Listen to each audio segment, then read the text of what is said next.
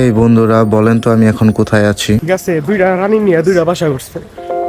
এই একটা রানী একটা রানী দুই রানী নিয়ে দুই বাসা। তো আইতো না ক্যামেরায়। হ্যাঁ না ওটার সামনে যা ছবি তুলো।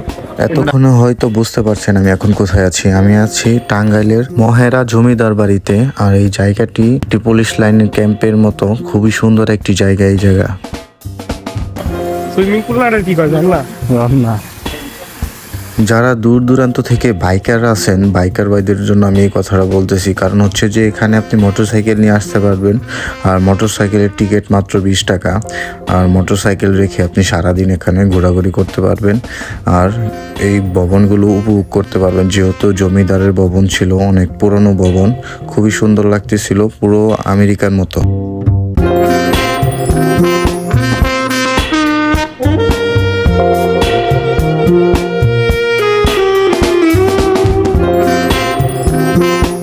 এই জায়গার পরিবেশটা আমার কাছে খুবই ভালো লাগছে। কারণ হচ্ছে যে এখানে খুবই পরিষ্কার ছিল এবং সব কিছু তারা মনিটরিং করতেছিল। কারণ এখানে পুলিশ সদস্য সবসময় এখানে পাহারায় ছিল।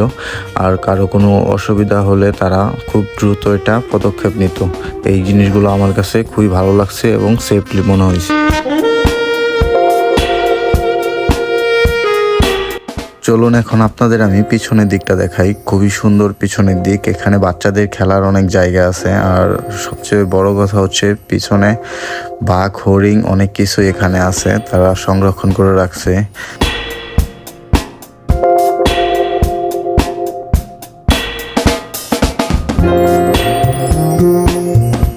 তবে এই জায়গার রুলসগুলো আমার কাছে খুব ভালো লাগছিল। এখানে দিক নির্দেশনা টানানো ছিল যে আসলে হরিণ আর বানরকে কোনো খাবার দেওয়া যাবে না। আর হরিণ আর বানরের সাথে দুষ্টামি কম করতে হবে।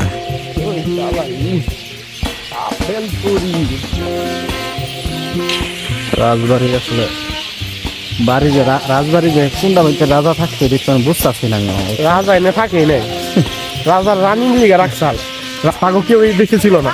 সে লোকে রাজা লোকে ওই নর্তকী আছে না, নর্তকীর লাগে কাম করছে, কাম করে এগুলা উড়িয়া দিচ্ছে।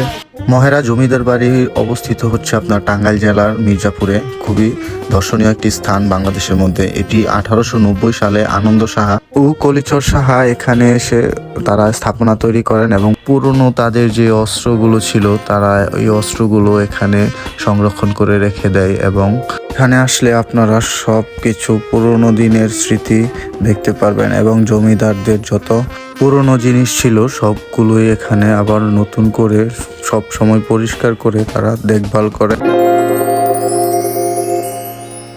মনিটরিং এর মাধ্যমে তারা এগুলো সাজিয়ে রাখে সর্বদাই।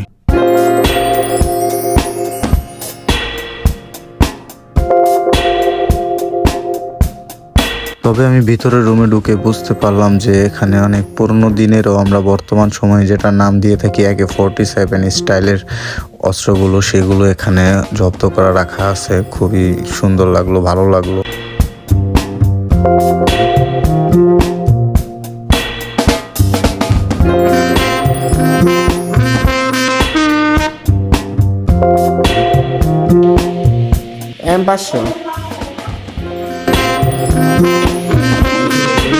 আর সন্ধ্যার দিকে পাখির কিচিরমিচির খুবই ভালো লাগতেছিল, অনেক সুন্দর। এখানে প্রচুর পাখি ছিল, কিচিরমিচির অনেক বেশি। আর আমরা আস্তে আস্তে বের হয়ে যাচ্ছিলাম।